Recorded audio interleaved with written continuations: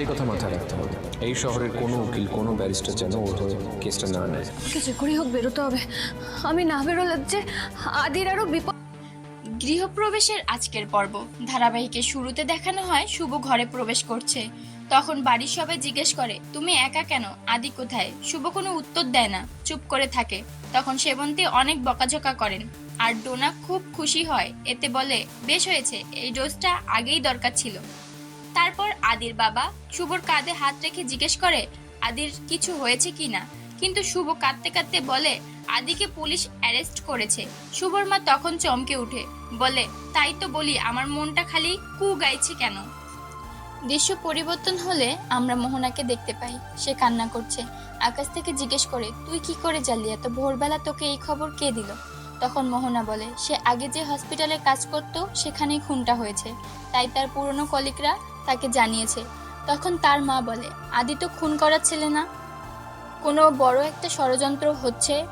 তখন আকাশ বলে, তোর কলিগরা কি করে জানলো যে তোর সাথে আদির কোনো একটা কানেকশন আছে? তখন মোহনা বলে, তোর যত প্রশ্ন আছে পরে করিস, আগে আমার আদিকে বাঁচা, আমার আদি কোনো খুনি না।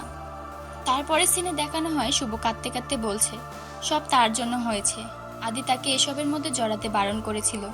তখন রিধি বলে, এটা কিন্তু তোমরা একদম ঠিক করনি, এত বড় একটা কাজ করতে গিয়েছিলে তোমরা, তাও একা একা, কাউকে কিছু না জানিয়ে। আদির বাবা সবাইকে শান্ত হতে বলে। তখন সেবন্তী রেগে গিয়ে বলে, হয়েছে, ওকে আর আহ্লাদ দিও না, ওর জন্য আজ আমার ছেলেটার এই অবস্থা।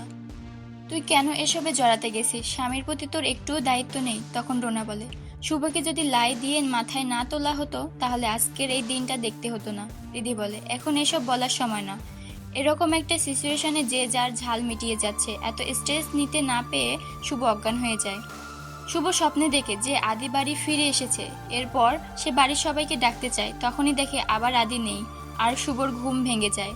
ঘুম থেকে উঠে সে আদির কাছে যাওয়ার জন্য ব্যস্ত হয়ে পড়ে। শিরিন আর অর্ণা তাকে বোঝায় সে অসুস্থ থাকায় ডক্টর তাকে ঘুমের ওষুধ দিয়ে গেছে, কিন্তু তারপরও শুভ ঘর থেকে বেরোতে নিলে সেবন্তী এসে আটকায় আর বলে, তুই কেন ভুলে যাচ্ছিস, তোর মধ্যে একটা প্রাণ বেড়ে উঠেছে, তুই ঘর ছেড়ে কোথাও যাবি না। তারপর শুভকে রুমে রেখে বাহির থেকে আটকে রাখে।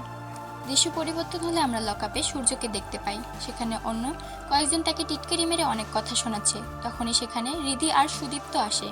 আদি জানতে চায় শুভ কেমন আছে, ও আসেনি কেন। এদিকে আদির বাবা, কাকা, রূপক উকিলদের সাথে কথা বলছে, কিন্তু কেউ এই কেসটা নিতে চাচ্ছে না।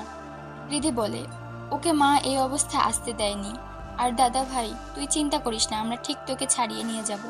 তারপর ওরা এখান থেকে চলে আসলে জেলে থাকা অন্য কয়েকজন আবারও আদিকে বিরক্ত করতে থাকে। আজকের পর্ব এখানেই শেষ।